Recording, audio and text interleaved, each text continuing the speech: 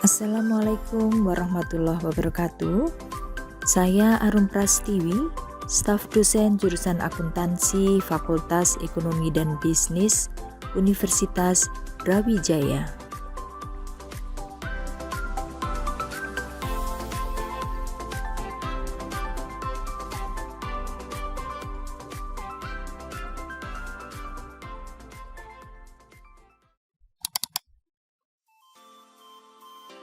Pada pertemuan ketiga, kita akan membahas tentang persamaan dasar akuntansi.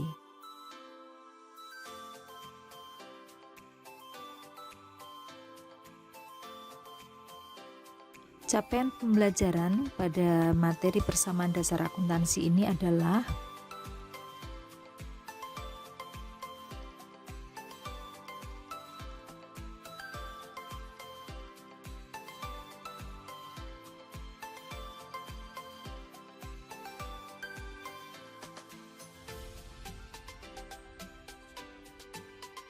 adapun cakupan materinya adalah sebagai berikut.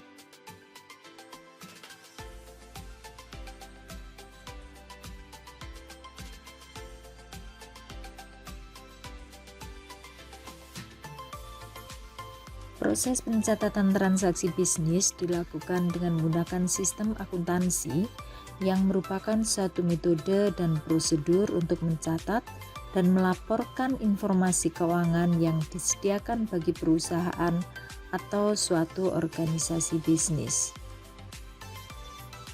Sistem akuntansi itu dilakukan melalui suatu siklus yang disebut dengan nama accounting cycle atau siklus akuntansi. Diawali dengan menganalisa transaksi bisnis, membuat jurnal atau mencatat transaksi, kemudian memindahkan catatan dari jurnal ke buku besar yang disebut dengan istilah posting. Selanjutnya adalah menyiapkan neraca saldo, membuat jurnal penyesuaian dan mempostingnya ke buku besar. Dilanjut dengan menyiapkan neraca saldo setelah penyesuaian, kemudian menyusun laporan keuangan. Setelah menyusun laporan keuangan, tahap berikutnya adalah membuat jurnal penutup serta mempostingnya ke buku besar. Kemudian tahap yang terakhir adalah menyiapkan neraca saldo setelah tutup buku. Setelah itu, maka pekerjaan akan berulang kembali lagi menganalisis transaksi bisnis. Itulah mengapa proses ini disebut dengan nama siklus akuntansi. Selanjutnya kita akan melakukan analisis transaksi bisnis. Transaksi merupakan peristiwa ekonomi yang mempengaruhi posisi keuangan perusahaan. Pada saat terjadi transaksi bisnis ini, maka kita perlu melakukan identifikasi akun apa yang terpengaruh oleh transaksi tersebut, serta bagaimana pengaruhnya. Maksudnya adalah apakah transaksi itu akan mengakibatkan akun tersebut bertambah, ataukah justru mengakibatkan akun itu berkurang. Cara mengidentifikasi transaksi bisnis dilakukan dengan menggunakan suatu persamaan yang disebut dengan persamaan dasar akuntansi atau accounting equation. Persamaan dasar yang digunakan untuk melakukan pengidentifikasian transaksi bisnis itu yaitu berbunyi sebagai berikut. Aset sama dengan liabilitas ditambah ekuitas. Persamaan ini bisa kita buat juga untuk mengetahui besarnya ekuitas, yaitu adalah sebesar aset setelah dikurangi dengan liabilitasnya. Selanjutnya kita akan mempelajari definisi dari masing-masing komponen persamaan dasar akuntansi ini. Yang pertama adalah aset.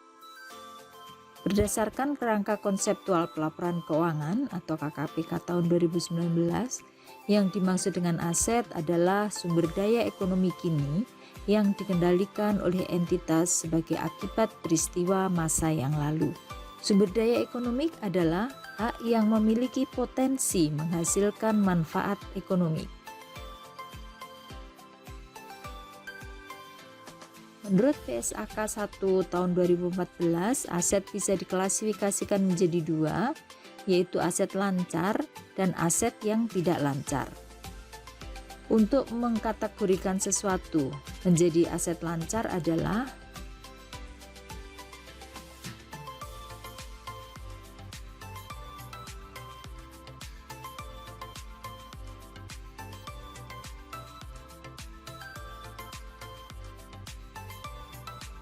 selanjutnya kita akan melihat jenis-jenis aset. Yang pertama adalah beberapa jenis aset lancar, yaitu kas setara kas atau ekuivalen dengan kas, kemudian piutang, perlengkapan, biaya-biaya dibayar di muka. Ini adalah beberapa contoh dari aset lancar. Sedangkan aset yang tidak lancar diantaranya terdiri dari tanah, bangunan, kendaraan, peralatan, serta beberapa aset-aset yang lain yang tidak memenuhi kriteria sebagai aset lancar. Selanjutnya, kita akan membahas apa yang dimaksud dengan liabilitas. Liabilitas adalah kewajiban kini entitas untuk mengalihkan sumber daya ekonomi sebagai akibat dari peristiwa masa yang lalu. Sama halnya dengan aset, liabilitas bisa diklasifikasikan menjadi dua kelompok, yaitu liabilitas yang jangka pendek dan liabilitas jangka panjang. Liabilitas jangka pendek contohnya adalah utang usaha, utang gaji, utang dividen, pendapatan diterima di muka, dan bagian pinjaman jangka panjang. Sedangkan liabilitas jangka panjang contohnya adalah utang obligasi, utang wesel jangka panjang, dan provisi jangka panjang. Komponen terakhir dari persamaan dasar akuntansi ini adalah ekuitas. Ekuitas didefinisikan sebagai klaim pemilik terhadap kekayaan perusahaan, atau ekuitas juga merupakan hak residual atas seluruh aset entitas setelah dikurangi dengan semua liabilitas perusahaan. Komponen ekuitas perusahaan bisa dilihat dari bentuk atau struktur kepemilikannya. Berdasarkan pertemuan yang lalu, saya sudah menjelaskan dari bentuk kepemilikan perusahaan atau struktur kepemilikan perusahaan, kita bisa mengklasifikasikan perusahaan menjadi 3 jenis, yaitu perusahaan perseorangan atau proprietorship, kemudian perusahaan persekutuan atau partnership, dan perusahaan perseroan atau corporation. Selanjutnya kita akan belajar mengidentifikasi transaksi bisnis menggunakan persamaan dasar akuntansi. Untuk pembahasan materi ini kita hanya fokus pada pengidentifikasian transaksi bisnis pada perusahaan jasa yang dimiliki oleh satu orang. Sebagai ilustrasi untuk pemahaman pengidentifikasian transaksi bisnis, kita akan menggunakan kasus pada perusahaan Garuda, yaitu sebuah perusahaan jasa persewaan kendaraan. Berikut adalah transaksi yang terjadi pada perusahaan Garuda pada awal pertama usahanya, yaitu pada bulan Juli tahun 2020.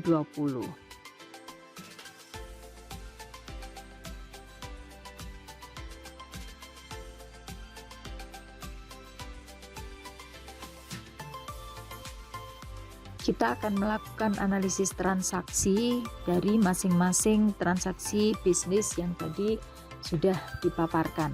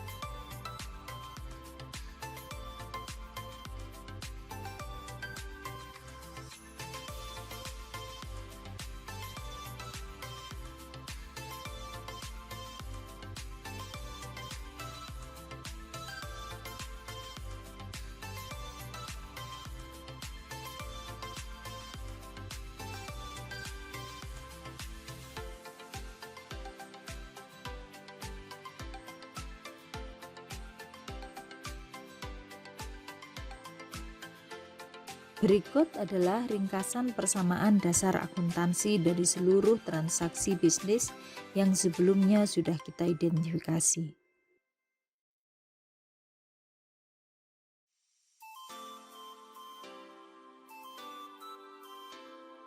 Dari persamaan dasar akuntansi tersebut, kita bisa menyusun laporan keuangan yang sederhana untuk perusahaan jasa perseorangan ini, dimulai dari menyusun laporan laba rugi, laporan perubahan ekuitas atau laporan perubahan modal, dan laporan posisi keuangan. Yang pertama adalah laporan laba rugi, yaitu laporan yang menjelaskan kemampuan perusahaan untuk memperoleh laba atau rugi. Ini adalah laporan laba rugi dari perusahaan Garuda untuk periode yang berakhir 31 Juli tahun 2020. Pada periode ini, perusahaan Garuda memperoleh laba sebesar 250.000 dan laba ini selanjutnya akan kita bawa untuk laporan berikutnya, yaitu laporan perubahan ekuitas. Laporan perubahan ekuitas menunjukkan bagaimana perubahan ekuitas perusahaan untuk periode tertentu. Inilah laporan perubahan ekuitas perusahaan Garuda untuk periode yang berakhir 31 Juli tahun 2020. Dari laporan perubahan ekuitas ini kita bisa mengetahui informasi berapa modal pemilik atau modal Nona Viviana pada periode ini, dan modal Nona Viviana akhir periode ini akan kita bawa atau dibutuhkan untuk menyusun laporan posisi keuangan selanjutnya. Laporan posisi keuangan menunjukkan posisi aset, liabilitas, dan ekuitas perusahaan per tanggal tertentu. Dalam contoh ini adalah posisi keuangan perusahaan Garuda pada tanggal 31 Juli 2020. Demikian pembahasan untuk materi persamaan dasar akuntansi. Terima kasih, selamat belajar.